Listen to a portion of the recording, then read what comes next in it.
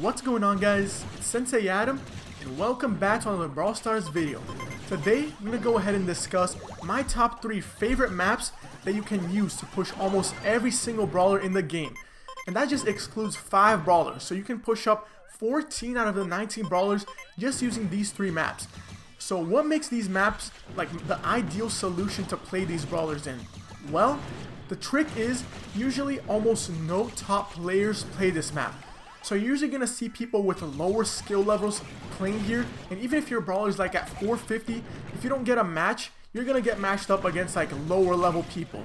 So it just works out really well in your favor, and it's a lot better than other maps like SNG or Brawl Ball, where you usually see a lot of top players and you get those really uneven matchups where sometimes you go against people with 700 brawlers, like 700 trophies, and then you have yourself like 300. So basically what I'm going to do is go over every single map, which brawlers are the best at it, and which combos really excel on those maps.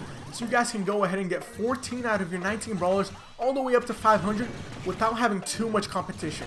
So if you guys do enjoy this video, make sure to smash that like button and hit that subscribe button for more daily Brawl Stars content. But let's just go ahead and get started. So coming in at number 3, we have what you guys probably haven't seen in the background, which is Outlaw Cam. Now, one of the things I forgot to say in the intro that makes all of these 3 maps special and diverge themselves from others is that they only appear in the bottom 3rd slot. So they usually only appear for 12 hours and you only get 12 coins for them. So you're usually not going to see like top players or other people who just go for coins going on these maps a lot. So people usually don't go on them a lot, so they don't know the usual strategy for it. So you can take advantage of that by playing them a lot and gaining a lot of experience with these brawlers on these maps. So on the right here, I'm going to have all the brawlers that are the best to use on this map, and the ones below that are the ones that are usable. So you can probably use them as a 3rd brawler as well. Now for team comps, I would say the 2 required brawlers for this map will be a max bow and any Shelly. And that is because a bow, especially when he's maxed, he can see all of the grass up to 6 tiles. So he's really good at maintaining control of the middle. And that's really a necessity on this map, because then if you have middle control, you can try and get them spawn trapped in their base. While Shelly's really good, especially if they go in the middle, she can use her super to obliterate them. And if they do have middle controls themselves, you can go ahead and use your super on them and try to get back and destroy the middle. So you guys can go ahead and not have to worry about them hiding all the way in the middle. But then I would say, if you guys don't want to play a Shelly, you can also play Bull. He does almost the same thing as Shelly, except he doesn't have that super that does a lot of damage and really scares your opponents. But for your 3rd brawler, I would say you guys want to pick between either Brock, Crow, or a Rico. That's because the other 2 brawlers are kind of more close range, and Bo's kind of a like chip damage brawler. So you really want to get like a damage dealer or somebody like Colt or Crow who just prevents them from healing up. So like I said, the ideal combo for this map will be like a max bow, either a Bull or a Shelly, and then you pick from one of the other 3, either a damage dealer like Brock or Rico, or a Crow just to not let him heal up. Now moving on to my 2nd favorite map, we have GG Corral. Now I know what you guys are thinking, really? GG Corral? Isn't that like one of the worst maps in the game? Well, you're kind of half right. That's just the stigma that this map has right now. Like, a lot of people really hate it because they think it's unbalanced either for offense or defense, but in my opinion right now, they really balance this map out and it's really like even. So if you're either on offense or defense, you have almost a 50-50 shot. Well, actually that's not entirely true. It's probably like a 65-35 favor to offense, because if you have the right combo on offense, it's really hard to lose if you know what you're doing. So again, let's ask the question, why is this map really good? Well, I just said it. Because of the stigma that everybody hates this map, you're generally not going to find people that really specialize here. So if you get a good strategy that works on both offense and defense, you're really going to thrive, because you always see a lot of noobs and people don't know what they're doing. Like, they don't break the walls, or they just try and go into that little choke point every single time without using like a dyna jump or anything. So if you know what you're doing, you're going to succeed a lot of the time. So with that being said, let's go ahead and discuss what team comps and brawlers are really good on this map. So as you guys see over there, my best 4 brawlers for this map will be Dynamite, Colt, Crow, and Barley.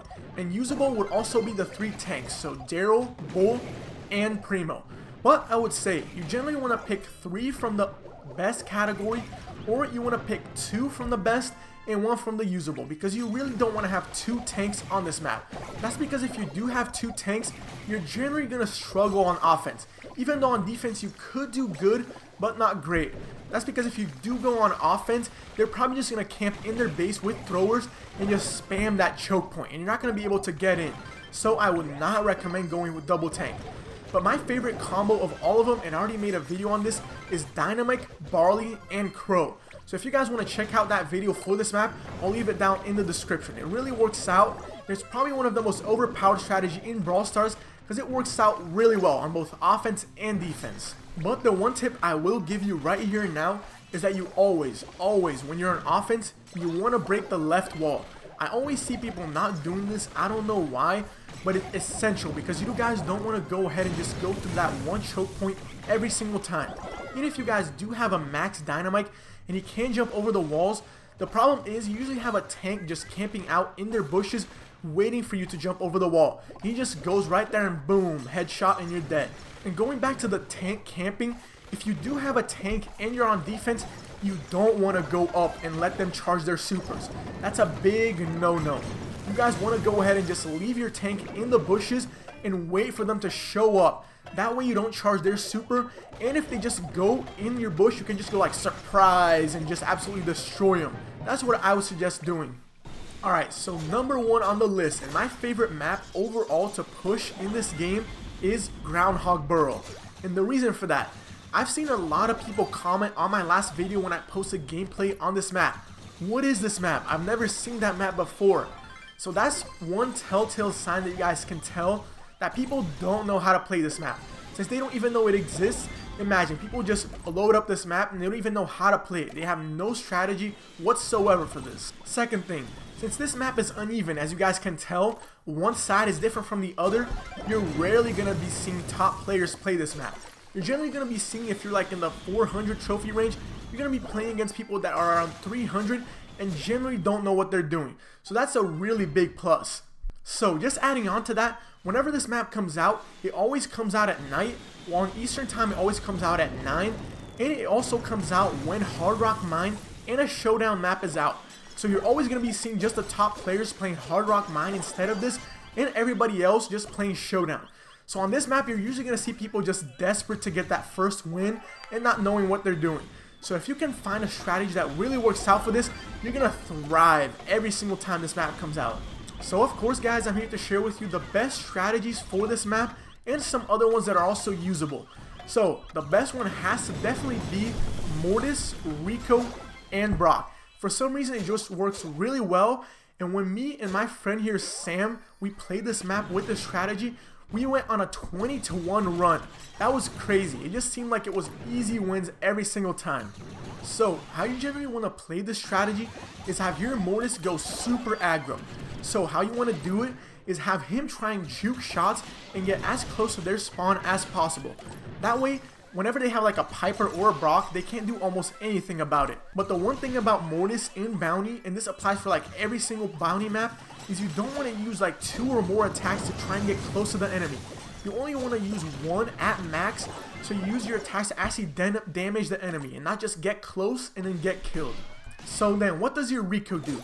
Usually what he does is go near that big L-shaped wall and try and bounce shots to the other side.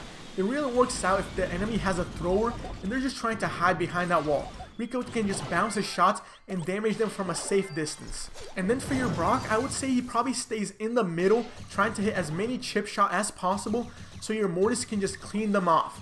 But then these aren't the only combos you can use. You can also use a Piper, a Dynamite, or a Barley. But I probably wouldn't suggest playing a Barley because his shots are way too slow for here. A Dynamite is much better in this situation. But I would say one thing, whatever combo you play, you probably most likely want to have a Mortis.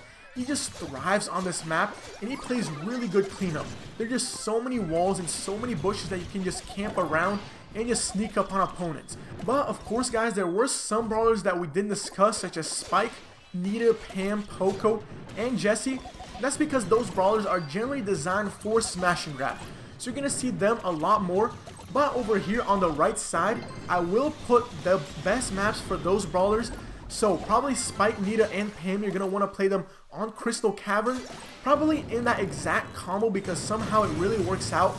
And Mushroom Cave is a really good map for both Poco and Jesse. So just playing these 3 maps, you guys can go ahead and get up to 75% of your brawlers up to 500 without having to deal with those pesky top players and unfair matchmaking that you guys see a lot of the time, especially on Reddit. People complain about it all the time. But if you guys did enjoy this video, make sure to smash that like button and subscribe for more Brawl Stars content. But I'll see you guys next time. Peace.